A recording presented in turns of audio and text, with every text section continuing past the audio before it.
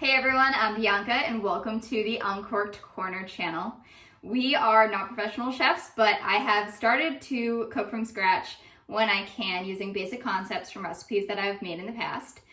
And tonight I'm excited to be using pig rock sausages. One of our upcoming podcast guests probably will be live by the time this airs, and I will put the link in the show notes. But we are using their sweet Italian sausage to make a red wine risotto. I don't have anything measured out yet. I have not prepared this recipe, so I'm going to be walking you through it as I prepare this recipe with what I have. And I'm very excited to hopefully be making a tasty and somewhat authentic risotto. So stay tuned and I will turn you guys around and show you every part of this recipe. So one of the primary ingredients you are going to need is Arborio rice or another sort of risotto rice. So the one that I'm using is the Rice Select Arborio. This is a really good rice if you're looking for a risotto. I find this cooks really well. I've used it a whole bunch of times. And I'm also going to need a few other key ingredients, one of which is going to be broth. So I'll be using some beef broth. I took out a sauce pot, which I will be putting about 5, maybe more cups in. I don't know how much we'll need. It will all depend on how quickly the rice cooks and how much the rice absorbs.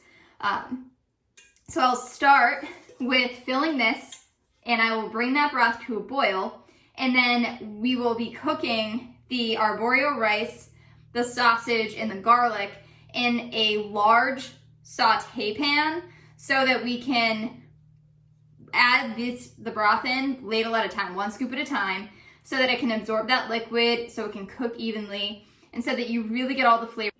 So the first thing that I am going to start by doing is adding our broth. I have a whole bunch of broth. I'm going to measure it out so that we know at the end of this recipe how much we ended up using. We did use beef broth in another recipe, so we have some already left over that we're going to finish up because we don't like to put things to waste.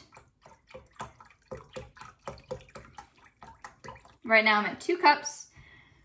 Add that in. You could even use a smaller pot if you want to. I think maybe I used too big of a pot. We're about 4 now. And I will start with the 4. I have a feeling I might need a little bit more, but I will have to open another container. So we'll start with this, and if I do find that I need more, it's boiling off quickly, I will open another container.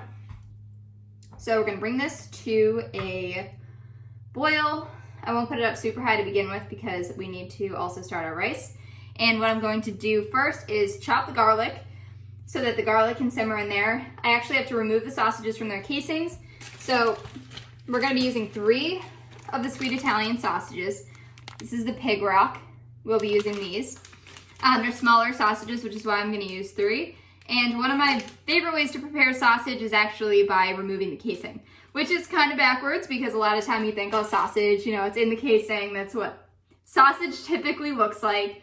I love taking the casings off and actually crumbling the sausage up and using it in pastas, in casseroles, in sauces, in dishes like this.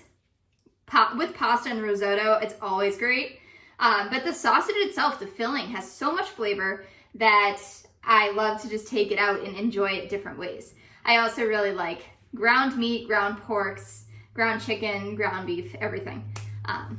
So it's just one of my favorite ways to enjoy it. And you could, if you wanted to, cook the sausage and slice it thin and actually mix it in that way as well. All depends on how you like it and how you prefer to eat it. But for now, we will be cutting the casings off, squeezing the meat out, and we will be sauteing that in our pan. So how I typically remove a sausage casing is to actually cut one of the sausages in half, and cut all of the sausages in half. We're going to cut right through it just to make it easier. And then I will split them open. And if you don't like touching raw meat, you can absolutely wear gloves. I'll just pull them open, and then you'll notice that the casing will typically just start to pull right off.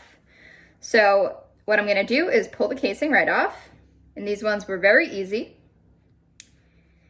And I will do this for all of them. And then when you're going to crumble the sausage, some people like to butterfly their sausage as well. I know my husband showed me that before. You'll actually take your sausage. You can see all that goodness inside.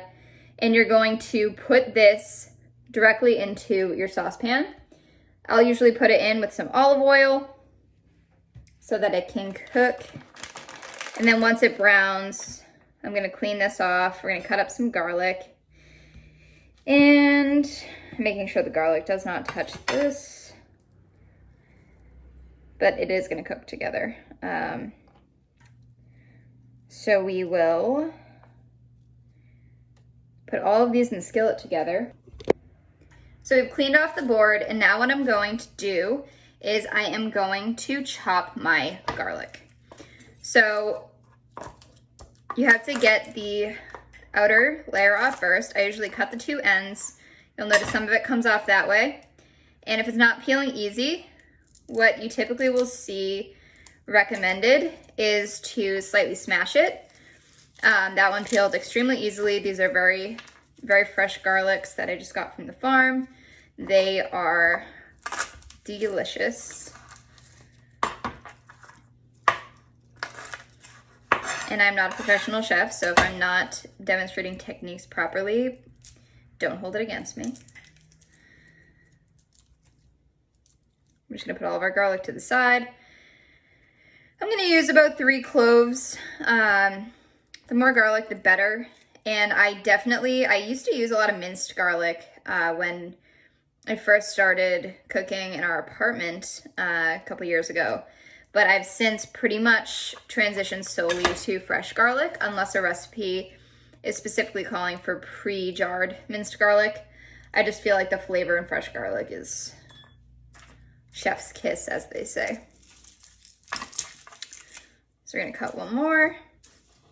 And then I'm going to mince my garlic up.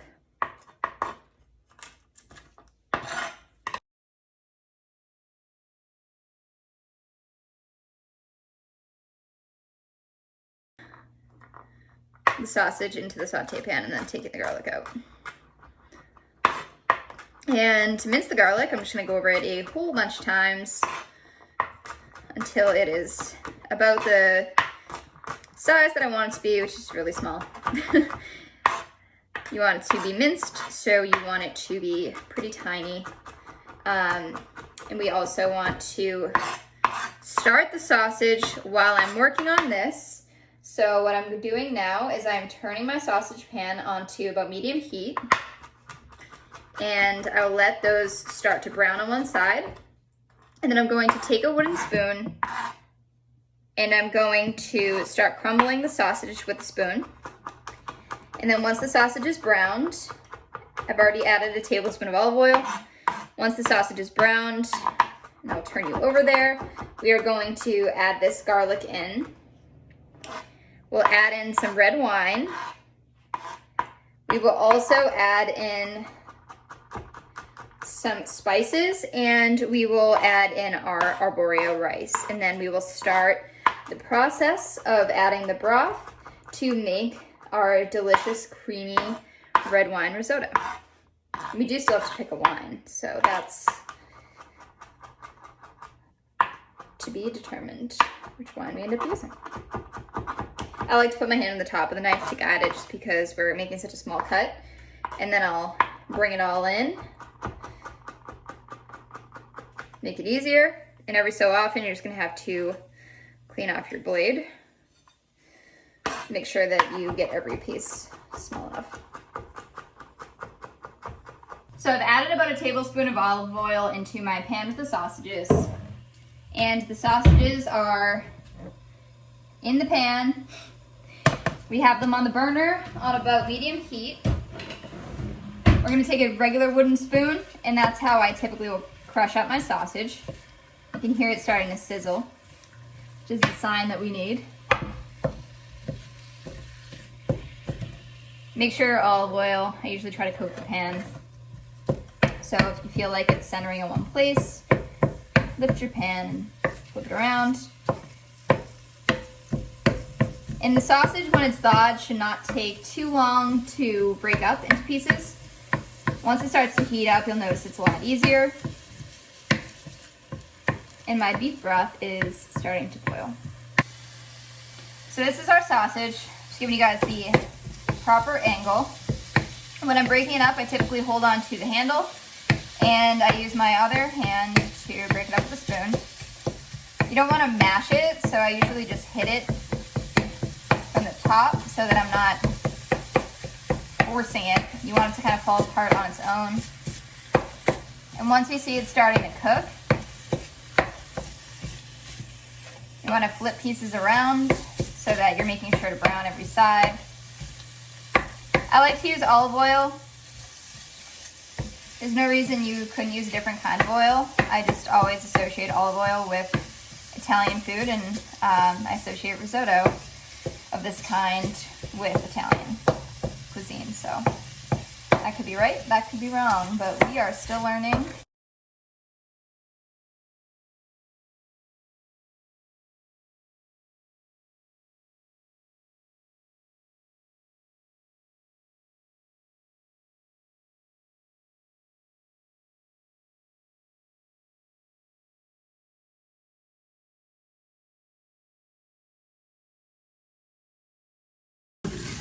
Our sausage is crumbling really well. Looks like it's just about done. Not too much pink left. You can see all the spices kind of coming apart as we crumble it. And you get some juices from your sausage, which you can drain if you don't want the sausage fat in there, but I am leaving it in there for the flavor. I think it makes a big difference. If you're not from the Boston area, you might not be able to find the pig broth sausages. That's okay. Another really good one that we love is Bianco sausage. You can also buy just generic brands at your grocery store. Lots of other brands make sausages. I would use sweet Italian so that you're not having too much heat. If you get hot Italian, they can be pretty spicy. And I would use about 3 smaller sausage lengths. But if you see larger ones, you could use 2 larger ones. And if you're cooking for more people, then you can always add more. The pig broth packs come with 5.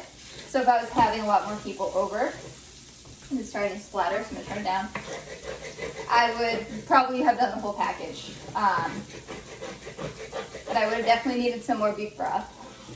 Now that our sausage is brown and we're not really seeing any more traces of pink, I just am going to give it a little extra of the crumble. So I'll just go over it a couple more times, breaking it apart, make sure that we got as much as we can.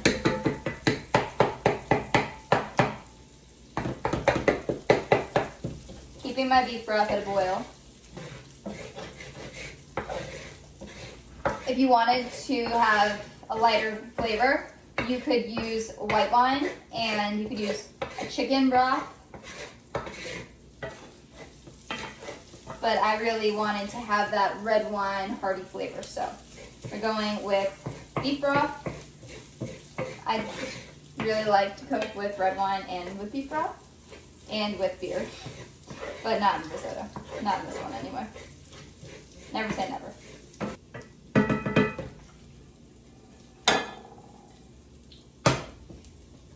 So next up, we're going to add the garlic. I'm going to take my cutting board and I'm just going to slide it right in there. I've turned the heat down to low so the garlic doesn't burn. Make sure you get all of it. So I've added the garlic. You can see it's cooking in there. It's on low, so it's not burning. We're just going to let that simmer. We're going to add our spices. So I'm going to add about 3 twists of a regular salt shaker. 4. I'm going to go with 4. I'm going to go with about a 1/4 teaspoon.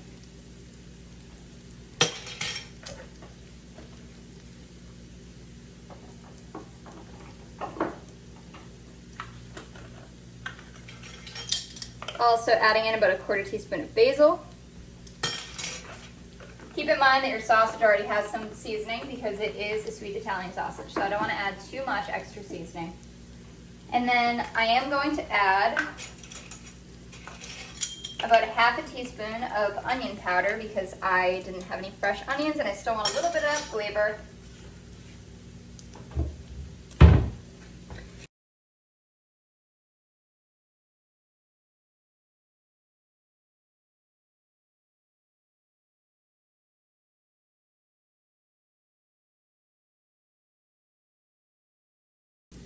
All right, so now for our rice. We are adding about 2 cups of that Arborio rice. As I said, adjust accordingly if you use more sausage.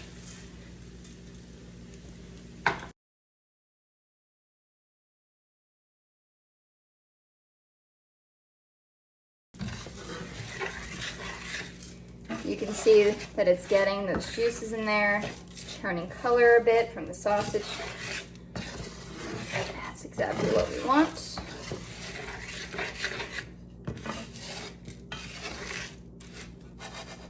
And now we are going to add my favorite part, the red wine. I'll be doing about a cup of wine to start. I don't think I'll need much more than that, so we're just gonna do a cup. I'm using a Sicilian wine. Pour that all over.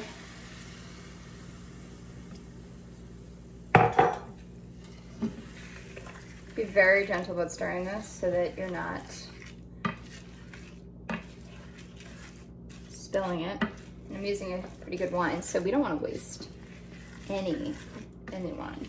I'm going to turn this up. I'm going to turn it up to about medium-low. All right, so we are at the point where all of our prep has come down to adding the beef broth or the chicken stock if you decided to make a lighter risotto. Our risotto is already soaking up some of this wine. We've turned it up. So what we're gonna do is turn it up to about medium.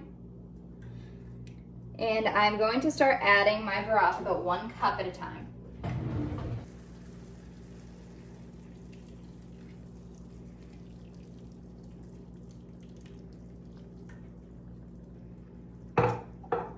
So we're gonna let this just sit until you start noticing the broth is going down. You have less of it, and then we'll add more. But you wanna make sure that your broth stays hot because that's what's cooking the risotto. You want to make sure you're immersing it as much as possible.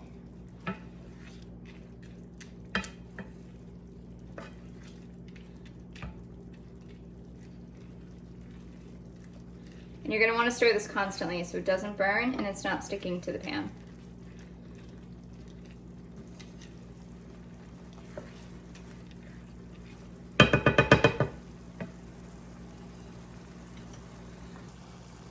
Flipping you over so you have a better look at it. We're letting it simmer. And I'll just stir it occasionally. Make sure it's cooking and not sticking.